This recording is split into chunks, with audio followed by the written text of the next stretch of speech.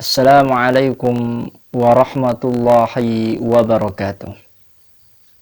Alhamdulillah, hadana lihada wa ma kunna linahtadiya laula an hadana Allah.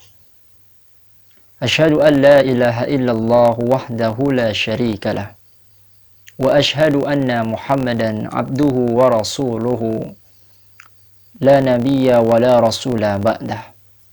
Qala Allah azza wa jalla يا أيها الذين آمنوا اتقوا الله حق تقاته ولا تموتن إلا وأنتم مسلمون وقال الرسول فإن أصدق الحديث كتاب الله وخير الهدى هدى محمد صلى الله عليه وسلم وشر الأمور محدثاتها وكل محدثة بدعة wa kulla bid'atin dhalalah wa kulla dhalalatin finnar. Amma ba'd. Ikhwani fid din, ikhwan wal akhwati fillah, azzani Allah. Pada kesempatan kali ini tak lupa kita memuji Allah atas segala limpahan nikmat, rahmat dan karunia-Nya. Nikmat tersebut tidaklah terhingga, sehingga rasa nyaman, rasa tenang, kebahagiaan, sakinah telah turun kepada kita, para penuntut ilmu.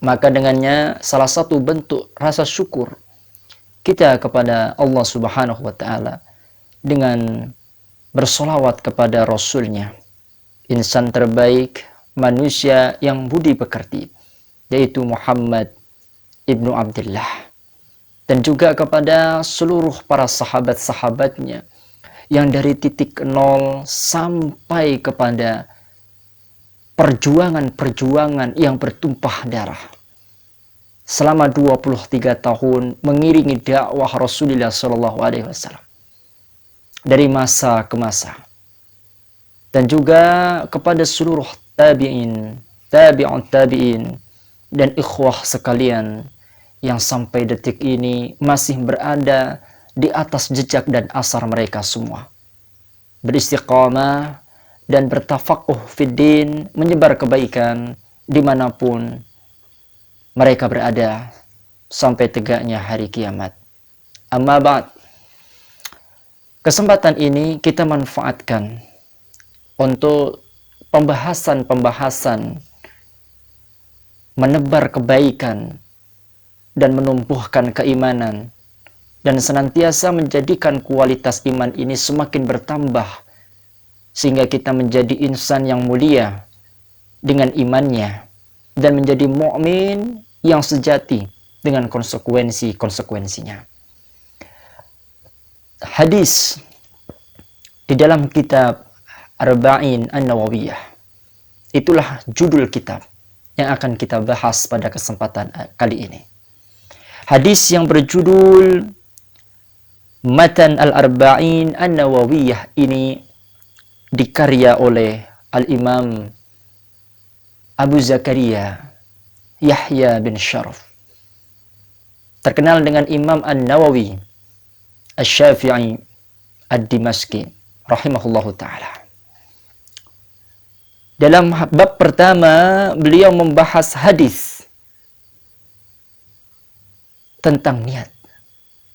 Dan ini menunjukkan bahwa pentingnya niat pada awal permulaan ibadah. Kita akan bacakan hadis dari Amiril Mu'minin Abi Hafsin Umar bin Al-Khattab radhiyallahu ta'ala anhu. Dari Amiril Mu'minin, dari pimpinan kaum mukminin, yaitu mereka Al-Khulafa Ar-Rasyidin, dari Umar, yang sebelumnya adalah Abu Bakar Asy-Syiddiq, khalifah pertama Abu Bakar Asy-Syiddiq, kemudian khalifah kedua adalah Umar bin Al-Khattab, khalifah ketiga adalah Utsman ibnu Affan, dan khalifah yang kelima adalah Ali bin Abi Thalib. Itulah khalifah-khalifah sepeninggal Rasulullah SAW. 5 khalifah ini disebut Al-Khulafa Ar-Rasyidin. Nabi SAW memerintahkan kepada kita agar kita mengikuti sunnah Khulafaur Rasyidin. Alaikum bisunnati wa sunnatil khulafa'ir rasyidin. Wajib atas kalian untuk mengikuti sunnahku, berada di atas sunnahku dan sunnah para khulafa'ur rasyidin al-mahdiyyin, khulafa'ur rasyidin yang telah diberi petunjuk oleh Allah Azza wa Jalla. Addu 'alaiha bin nawajid. Gigitlah dengan gigi geraham sunnah tersebut. Inilah perintah Rasulullah SAW agar kita mengikuti sunnah-sunnah Rasulullah dan mengikuti sunnah-sunnah Khulafa'ur Rasyidin. Hadis ini diriwayatkan oleh Amirul Mukminin, pimpinan kaum mukminin, khalifah kedua, yaitu Umar bin Al-Khattab radhiyallahu ta'ala anhu. Umar bin Al-Khattab memiliki nasab yang begitu mulia, yakni Umar bin Al-Khattab bin Nufail bin Abdul Aziz bin Rabah, dan bertemu nasab Umar bin Al-Khattab dengan Rasulullah SAW pada kakeknya yang bernama Ka'ab bin Lu'ay Al-Quraisy Al-Adawi. Dan ketahuilah ikhwatal iman, Umar bin Al-Khattab selain seorang panglima pendekar Islam, beliau memiliki julukan nama yaitu Abu Hafsin, dan ini yang masyhur, serta dijuluki gelar dengan gelar Al-Faruq, pembeda, karena sifatnya yang tegas membela kebenaran dan tegas untuk memberantas kejahilan serta kebatilan, sehingga dengannya Al-Faruq dimandatkan kepadanya sebagai gelar yang mulia. Ikhwani fillah azzani Allah, Umar bin Al-Khattab ini memiliki ibu yang bernama Hantimah binti Hashim dari Bani Makhzum. Dan Umar bin Al-Khattab ini meninggal dunia pada tahun ke-23 Hijriah. Beliau mengatakan, sami'tu Rasulullah sallallahu alaihi wasallam. Aku mendengar Rasulullah sallallahu alaihi wasallam yaqul, bersabda, innamal a'malu binniyat wa innama likulli imri'in ma nawah. Sesungguhnya setiap amal itu tergantung dengan niatnya. Wa innama likulli imri'in ma nawah. Dan seseorang itu akan mendapatkan sesuai dengan apa yang diniatkannya. Maknanya adalah al-a'mal adalah jamak dari kata amal, yaitu amal perbuatan. Sedangkan niat, an-niyatu dalam hadis ini jamak dari kata niyatun. Nah, ada keterkaitan bahwa amal suatu ibadah dari pergerakan badan, perbuatan. Sedangkan niat adalah ibadah batiniyah, yaitu ibadah qalbiyah. Sehingga perlu kita ketahui ikhwatal iman bahwa niat itu tempatnya di dalam hati. Dan tidak perlu kita lafadzkan sebagaimana lafadz-lafadz yang masyhur di tengah-tengah kita. Kenapa demikian? Karena niat ini tempatnya di dalam hati. Itu artinya i'tiqad, keyakinan dan azam yang kuat. Seseorang ingin melakukan amal perbuatan ibadah. Salatkah itu, berpuasakah itu, membaca Al-Qur'ankah itu, dengan cara mengazamkan, mengokohkan keinginannya di dalam hati, itu adalah niat yang dimaksud.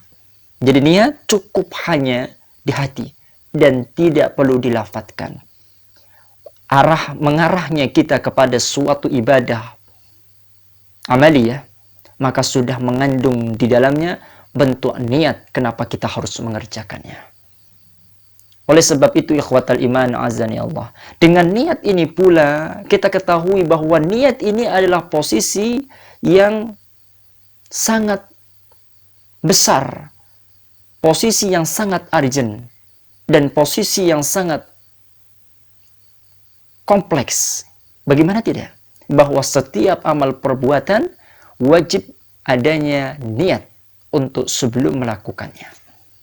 Karena niat adalah patokan utama apakah suatu amalan itu diterima atau ditolak. Apakah suatu amalan itu mengandung hukum wajib ataupun sunnah. Yang membedakan amalan-amalan itu adalah niatnya. Seseorang sama-sama mengerjakan sholat. Namun niat dapat membedakan apakah sholat tersebut sholat sunnah ataupun sholat wajib. Niat. Dan niat ini adalah salah satu faktor diterimanya amal ibadah itu ataupun ditolaknya amal ibadah.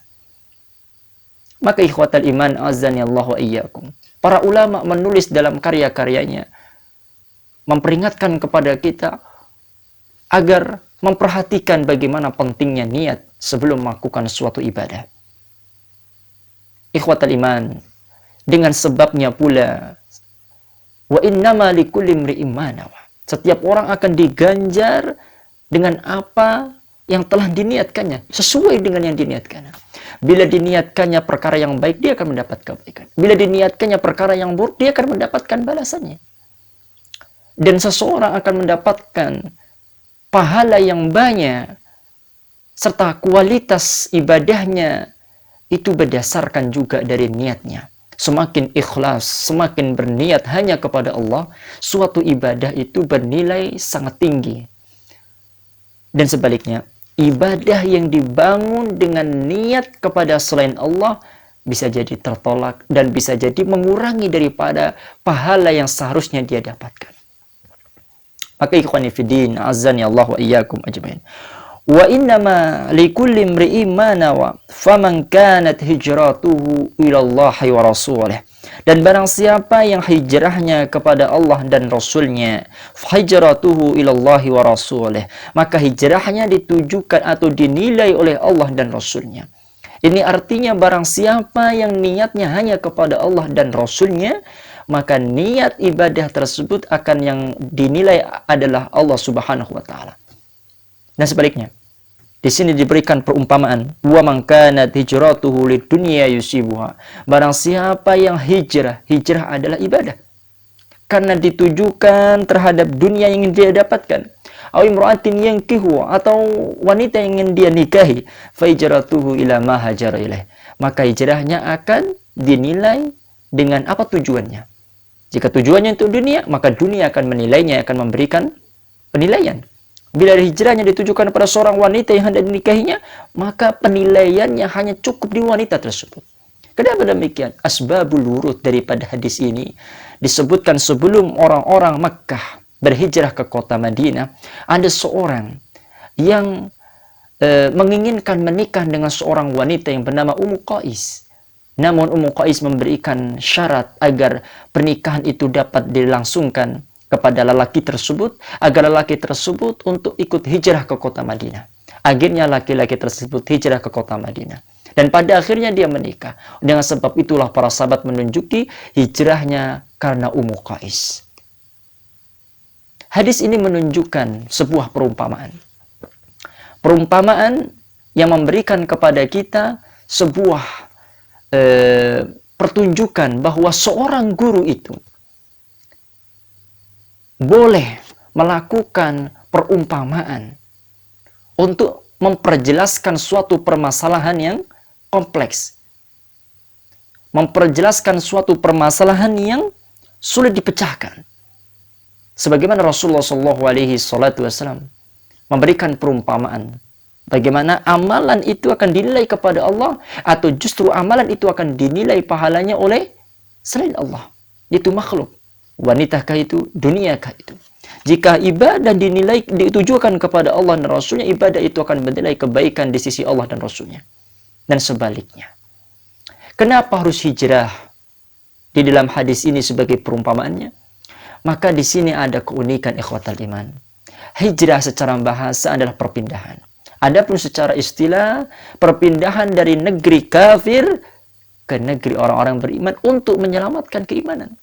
Sedangkan ini terjadi asbabul wurudnya ketika Rasulullah akan hijrah ke kota Madinah, dan waktu itu orang-orang mukmin berada di kota Mekah. Artinya ini terjadi pada tahun 8 Hijriah. Yang dimana pada masa-masa itu pula orang-orang mukmin mendapat perilakuan yang tidak baik di kota Mekah. Sehingga Rasulullah SAW dengan petunjuk Allah Jalla wa'ala menginstruksikan, mengarahkan kepada para sahabatnya pada waktu itu untuk berhijrah ke kota Madinah. Dan hijrah yang dimaksud dalam hadis ini adalah hijrah yang berarti Rasulullah SAW pindah dari kota Mekah ke kota Madinah untuk menyebarkan dakwah di sana dan membawa ajaran-ajaran yang diperintahkan, yang disyariatkan oleh Allah Jalla Jalaluhu, yang diwahyukan kepada Rasulullah SAW. Nah, pada intinya ini sebuah perumpamaan. Makna hijrah yang berarti sebuah ibadah. Ibadah perpindahan dari negeri kafir ke negeri mukmin untuk menyelamatkan keimanan. Artinya segala bentuk ibadah itu sehayogianya ditujukan dengan niat lillahi ta'ala, bukan karena sesuatu yang lainnya. Barang siapa yang ibadahnya ditujukan kepada selain Allah, wa huwa syirkun, maka ini kesyirikan. Namun sebaliknya, barang siapa yang ibadahnya hanya tujuannya kepada Allah, ini adalah perintah. Wa ma umiru illa liya'budullaha mukhlishina lahuddin. Dan tidaklah kami perintahkan mereka, yaitu manusia, untuk menyembah Allah mukhlishina lahuddin, dengan keikhlasan untuk menjalankan kemurnian agama ini. Maka poin yang terpenting dalam hadis pertama ini adalah menekankan agar mengatur niat terlebih dahulu sebelum melakukan suatu ibadah. Niat inilah pembeda untuk ibadah yang satu ke ibadah yang kedua. Niat inilah barometer apakah seorang akan mendapatkan pahala yang berlipat ganda atau pahala yang dikurangi oleh Allah Subhanahu wa taala. Naik dan turunnya pahala seseorang dalam melakukan ibadah tergantung dengan niat, apa tujuan niat itu, kepada siapa, dan bagaimana dia melakukannya. Mutaba'atu bir Rasul pun salah satu diterimanya suatu ibadah. Mengikuti petunjuk Rasulullah adalah salah satu bentuk diterimanya amal ibadah seorang hamba. Ikhwani fillah, ikhwanu akhati fillah, azani Allah. Hadis ini diriwayatkan oleh dua imam ahlul hadis, Imam Bukhari dan Imam Muslim. Imam Bukhari memiliki nama Abu Abdullah Muhammad bin Ismail bin Ibrahim bin Al-Mughirah bin Badhibah Al-Bukhari. Dan juga Al-Imam Abul Husain Muslim ibn Al-Hajjaj Al-Kushairi An-Naisabur, yang dimana dalam kedua kitabnya telah disebutkan. Dan kita ketahui bahwa kitab Sahihain adalah kitab yang paling utama setelah Al-Quranul Karim. Maka ikhwati fillah azani Allah wa iyyakum, menjadikan aktivitas hari-harian kita untuk beribadah kepada Allah tidaklah terlepas dari niat yang benar. Maka kembali memurnikan ibadah dengan cara memurnikan niat hanya kepada Allahu Jalla Jalaluh. Mudah-mudahan ini bermanfaat untuk kita semuanya.